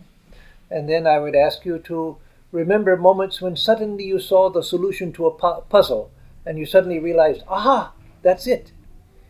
И след това да се опитаме да се спомним моменти, в който сме изпитали момент на еврика, когато изведнъж ни е светнало как нещо стои. In thinking in the mental sheath, the emphasis is on the thought. При менталната обвивка нещата са свързани с мисленето. But in the intelligence sheath, the emphasis is not on the solution you saw, but on the experience, aha, this is it. И там имаме процес на търсене на решение, докато в следващата коша там идва момента, в който ни светва радостта от внезапното появяване на решението. It's the experience shown in cartoons, where in the cartoon there's the bubble where usually there are words of the conversation, but in the bubble there's a light bulb. Това е момента, в който в комиксите, в полето, където са изписани думите на героите от комикса, там художниците рисуват светнала електрическа кружка. The light bulb represents sudden aha, understanding. И това е начинът, който те са намерили да изобразят момента, в който се казваме еврика, в момента, в който ни е светнало нещо и сме достигнали до разбиране. Again, not what you understood, but the experience of understanding. И става дума не за това, което сте разбрали, а за изживяването на постигането на разбиране. And then I would take you to remember the state of deep sleep, which you can't actually remember. И след това става дума за състоянието на дълбок сън, нещо, което всъщност вие не можете да си припомните. You can't remember it because there's nothing to remember. И няма как да си го припомните, защото няма какво да си припомня. But you can remember the moment you woke up and felt, I slept so wonderfully, I didn't know anything. Но може да си спомните момента, в който се събудили и сте си казали, това беше чудесно. That's where all of this world is gone and all of dreaming worlds are gone. Целият свят е липсвал, спането е липсвало, съне е липсвал. And there's only the light of awareness. И само светлината на нашата будност, covered by the cloud of ignorance. Обвита от облака на незнание. And beyond that is the infinite light which I am. А зад него е светлината на това, което съм. The light which then knows itself. Светлината, която познава себе си. So now let me see if there are any questions. А сега имаме време за въпроси. Swami, why this fifth kosha is called also Karana Sharira? Karana Sharira, yes. There's another analysis in Vedanta of... Oh, I'm sorry. I say yes. I forgot. Защо тази пета коша се нарича Карана Шарира? Това беше въпрос.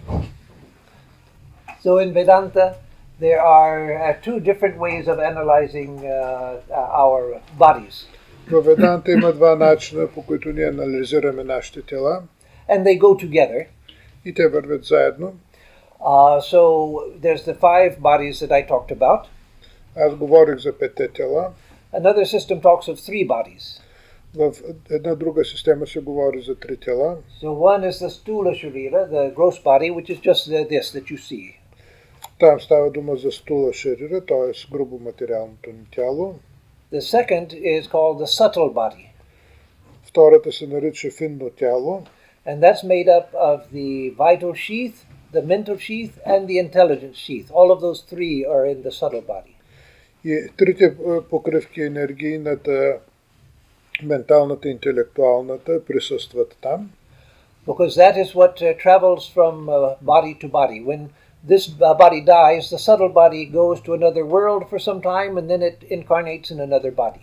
Защото това е, което върви заедно след смъртта на това тяло. Те ще отидат някъде другаде и след това ще се пренесат в едно ново тяло. But then the third body in this analysis is the Karana Sharira, which means the causal body. Третото тяло в тази друга система, то се нарича каузално тяло. And that is the fifth of the five that I told about, И то всъщност представлява петата коша, за която говорихме, which is experienced in deep sleep. което ние можем да усетим в състояние на дълбок сън. So it's called the causal body because without that, the other bodies don't come into existence. И то се нарича каузално тяло, т.е. причината за останалите, тъй като само чрез него другите тела могат да започнат да съществуват. So there's a traditional example used to explain it. Има един традиционен пример, по който това се илюстрира. In the evening when it's getting dark, В тъмнината, когато не може да се вижда добре, I see at a distance something, but I'm not sure what it is because there's not enough light. виждам нещо в далечината, не мога да разбера много добре какво е то, понеже е тъмно. Oh, no, let me use a different example, which will be much simpler. Всъщност, по-скоро един друг пример ще дам, по-ясен.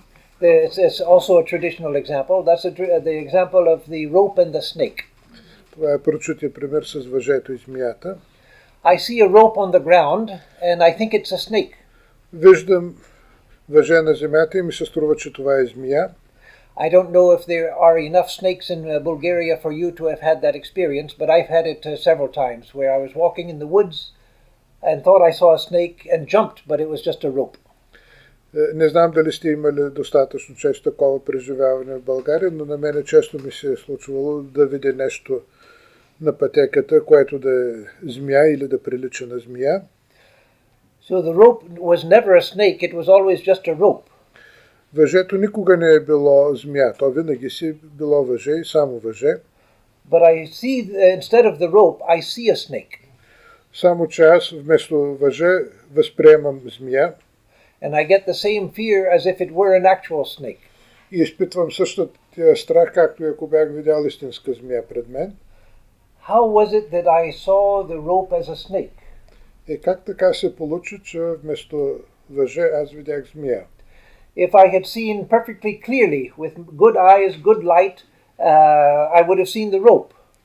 Ако аз имах идеално зрение, ако беше светло, разбира се, аз щях да разпозная, че има въже там. Because it was never a snake. И че никога това въже не е представлявало змия. I can only mistake a rope for a snake if I'm not seeing clearly. И само ако не виждам ясно, тогава мога да направя грешката и да сбъркам въжето с змия. Maybe I just saw it out of the corner of my eye. I didn't look like that, but I just saw something out of the corner of my eye. Може би съм го видял само с периферното си зрение. Lying there like that. Огънато като змия. And my mind projected the image of a snake out of fear. И поради страх моето проектира представата за змия.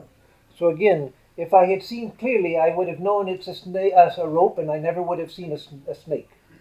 Ако имах ясно виждане, никога нямаше да помисля въжето за змия.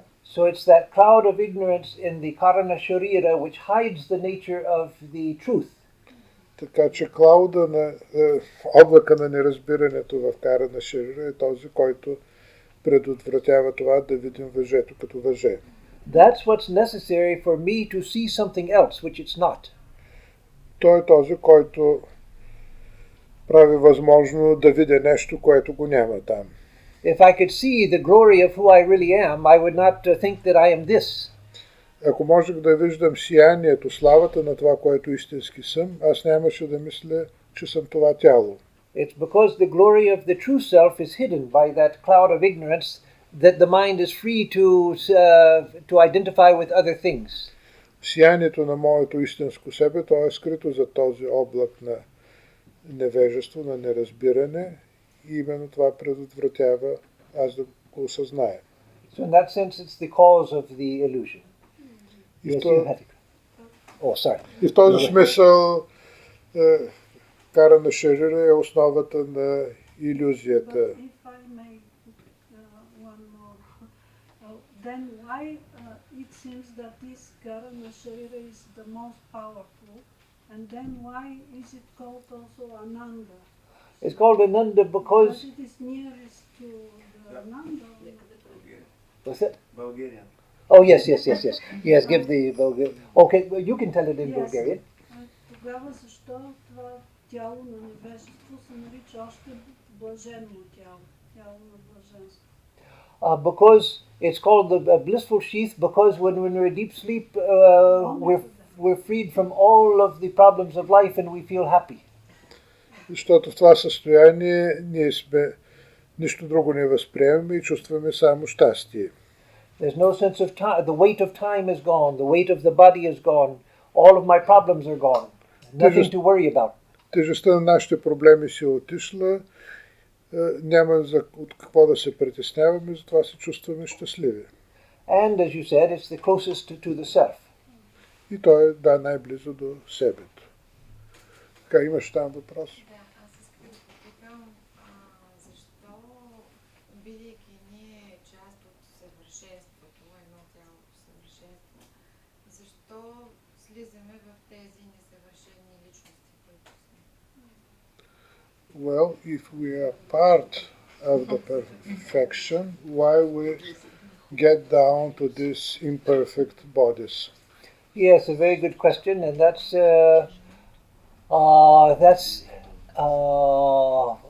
one of the basic questions in Vedanta. Това е много хубав въпрос, един от най-базовите въпроси във Веданта. For $1 billion. Yes. So, if we are perfect, why would we go from perfection to imperfection? Ако сме съвършени, защо тогава трябва да слизаме към несъвършенството? And Vedanta says there is no answer to that. И Веданта не ни дава отговор за това. And they say that an answer is impossible by its very nature, as I will explain. И причината е, че Веданта казва, че отговорът е невъзможен просто поради природата на... че отговор е невъзможен просто заради природата на въпроса. To ask why did the perfect become imperfect is asking for the cause of the perfect becoming imperfect.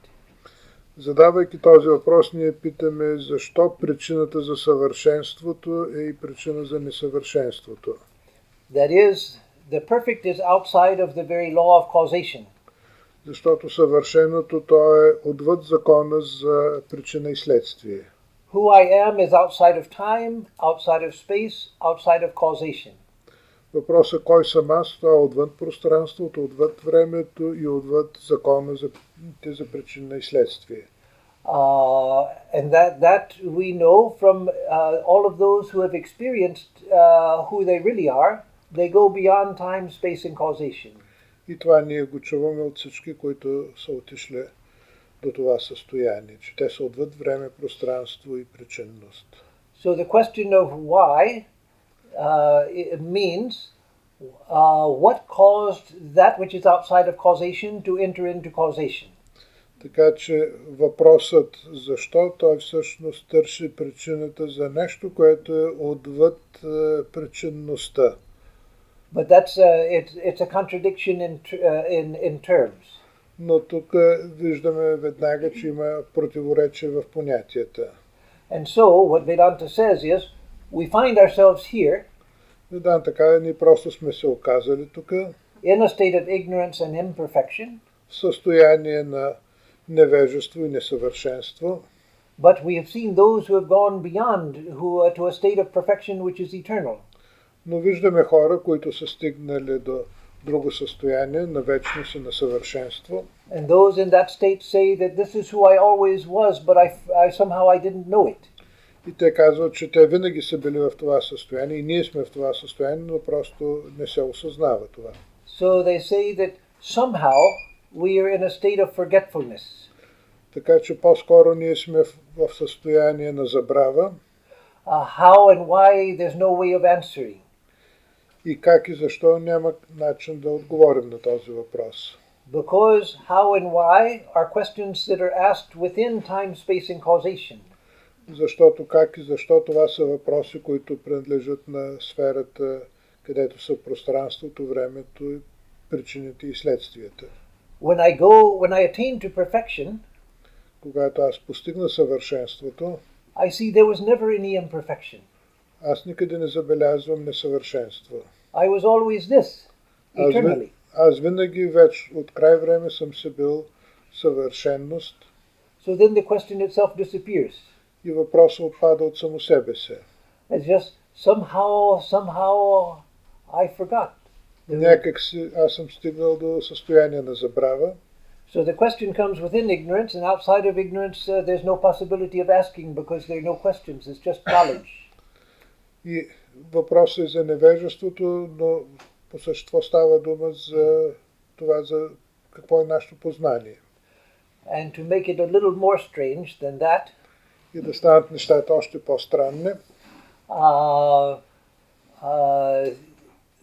we are that right now. ние сме такива точно сега. We are that perfect being right now. Ние и в този момент сме съвършенни, But somehow we don't see it. но някак си не го виждаме, не го осъзнаваме. But those who have realized it, Но тези, които са го осъзнали, they say, but this is what I always was, but somehow I couldn't see it. But it was there. It's who I was, but I was overlooking it. те казват, че те са осъзнали, че те винаги са били това, просто не са го виждали, не са го осъзнавали. It's like people who wear glasses. Това е като хора с очила. I only started wearing glasses a few years ago. Сложих моите преди няколко години само. I never used to understand. Sometimes people would come up to me and tell me they lost their glasses and they couldn't find them. И чувах преди хора да ми се оплакват как са се загубили очилата и не могат да си ги намерят. And I would say, but you're wearing your glasses. Ама те са ми на очите, съм им казвал. Oh, yes I am. И хората се стресват като чуят това, когато осъзнаят, че наистина очилата са на носа им. I'm seeing everything through my glasses. Аз виждам всичко през моите очила. I see my glasses before I see anything else. Преди да видя каквото и да е друго. They're there all of the time. Те са се там през цялото време. And yet somehow I don't see them. Но аз съм загубил усещането за тях. Now I myself have done that several times. Това и на мене ми се случи няколко пъти. I have somewhere to go, like to Plовdив. Тръгвам за някъде, както например тръгнах за Пловдив. And I think, I've got to get my glasses. Where are my glasses? I don't see them anywhere. Почвам да търся очилата, да не ги забравя преди пътя. And then suddenly I catch a picture of myself in the mirror. И изведнъж забелязвам на огледалото, че те са върху мене. Oh, they're right there.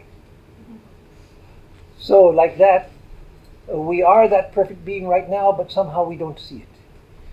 Така че ние сме съвършени в момента, просто не го осъзнаваме. So that is the great mystery. Това е голямата тайна. And the word for that forgetfulness in Sanskrit, the philosophical word, is maya. И думата, която означава това състояние на забрава в Веданта философията е мая. And one of the definitions of maya is aghatana patiyasi in Sanskrit. Едно от обясненията за мая, го чухте на санскрит, That which makes the impossible possible. това, което прави невъзможното възможно. The infinite light of truth can never be hidden.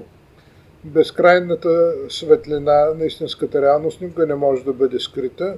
It's what is real. Затова тя е реална. It's ever shining. Тя винаги сияе. It's infinite. Безкрайна е. There's no way you can cover it up. Няма начин как да я захлюпите с нещо. And yet I don't see it. И в същото време аз не мога да я видя. When I realize it, I see, how could I never see it? В момента, в който осъзная, аз може да се зачуя как до сега не съм я забелязвал, But I don't. но не съм я забелязвал и това е. I knew a great saint of our order when I first went to India in 1971. Аз видях един от големите светци на нашия орден, когато отидох за първи път в Индия 1971 година. He was an illumined soul of a very high order. Той беше просветлен на душа от много висок порядък. And for the last 50 years of his life, he heard Om continually reverberating throughout the universe. И през последните си 50 години от живота той е чувал само думата Ом, която вибрира във Вселената. And it wasn't just a sound, it wasn't a sound in the ears. Не става дума за звук в ушите. It was a very subtle sound in the heart which was bringing this whole universe into existence every moment. Става дума за звук в сърцето, който същия звук, който вибрира в цялата Вселена през цялото време. So one day one of our other monks asked him, Maharaj, so you hear Om all of the time? И веднъж един от по-младите свамита го попита за този звук. And he said, yes. Listen, don't you hear it? Listen carefully. Don't you hear it? Чуй, наистина ли ти не чуваш звука Ом навсякъде? And others listen. I don't hear anything. Аз пък нищо не чувам. But to him it was a reality continually. За него това беше реалност, която продължава 50 години. He saw the whole universe coming out of Om. Той виждаше как цялата Вселена проистича от Ом. And continually for 50 years. И това 50 години. So he thought it's easy, just listen. И за него това беше абсолютно лесно, просто казваше ми слушай. No. So the self is shining right now, but we don't see it somehow. Себето си сияе, но уви ние не сме способни да го осъзнаем. So now we've already gone over time, so we should stop now, no? Ние вече свършихме времето. Може би още един въпрос. Вид медитация ли е опитност извън тялото на института Моро, ако е запознат да говоря на този въпрос? Опитност извън тялото. Което е свързано с съвещето. Swamiji, there is something question about experience out of the body connected with Institute Moro. With the Moro Institute in States, they have studied it. Are you aware about this specific thing? Oh, okay. I'll stand up so I can see you. I've been sitting for a long time, so I'll stand up. So I don't know that particular institute, no. But I know of experiences of people who experiences outside of the body. Не съм наясно с делата на този институт, но знам за много хора, които са имали усещане за излизане от тялото. And that's quite possible. И това е съвсем възможно. Because again, the body can remain alive, and yet the subtle body can go out of the body. Защото физическото тяло може да си е тук, но финното тяло може да излезе. For that to happen, some of the prana has to remain in the body, or else the body would be dead. За да се случи това, част от праната трябва да остане в тялото, иначе то ще умре. So there is a part of the prana which remains in the body and keeps the breathing going and the blood flowing. Част от праната остава в тялото и гарантира, че ще продължи да има някакво дишане, някакво кръвообращение. While the rest of the prana and the mind and intelligence, they travel outside of the body. Друга част от праната, заедно с другите тела, отива някъде другаде. And one can see and hear. И човек може да вижда и да чува. The body is over there. Тялото си лежи. But here, maybe up above, up at the ceiling, one can see and hear from here. Докато в същото време да се вижда как изглежда погледнато отгоре, където е финното тяло. It's like people who have near-death experiences. Това е подобно на това, което някои хора съобщават, когато са били в състояние близко до смъртта.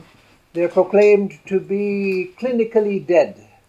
Те вече са били обявени за клинически мъртви.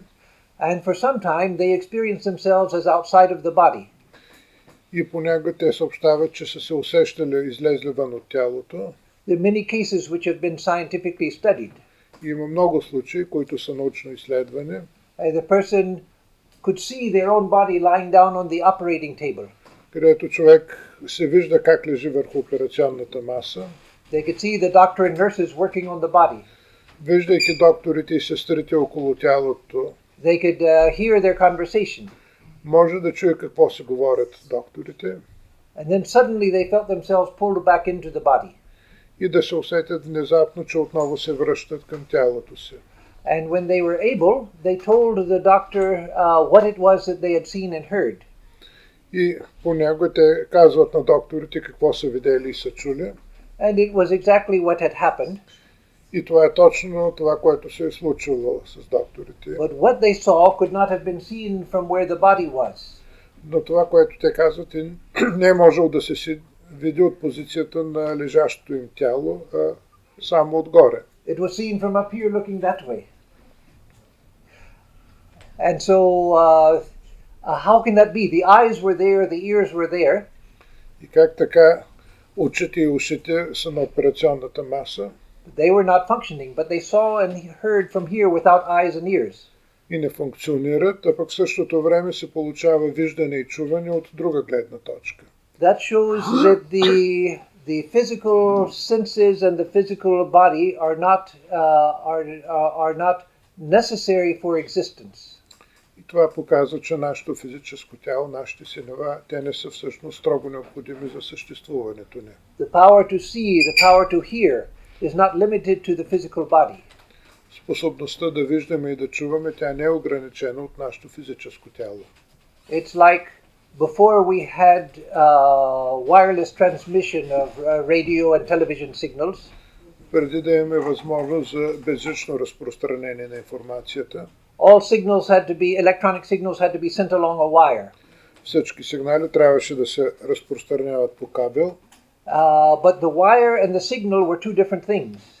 Ножицата и сигнала са две различни неща. That's why they discovered ways to send signals without wires through the air. И за това вече имаме начин да разпространяваме сигнали без да имаме кабел. So this is like the wiring system. Така че нашето тяло това е като кабелна система. The physical body. Физическото ни тяло. But there are ways to see, hear, think without this wiring. Обикновено не използваме тези кабели, но ето тези примери показват, че може да има и разпространение на сигнали и без кабел. So whether it's through travel outside of the body, независимо дали става дума за пътуване извън телата, or a near-death experience, или в състояние близки до смъртта, or extrasensory perception, или извънсетивно възприятие. It's all because of the fact that the physical body just provides the wiring, but the wiring is not absolutely necessary for the transmission of information. И всичко това е възможно, защото физическото тяло осигурява кабелите, но кабелите не са строго необходими, за да може да се разпространява информацията. Okay, so I'll conclude here. Ще свършим тук. Благодаря ви. Благодарим на Свами Атмарупананда за това, че ни позволи да се докоснем до красотата на Веданта.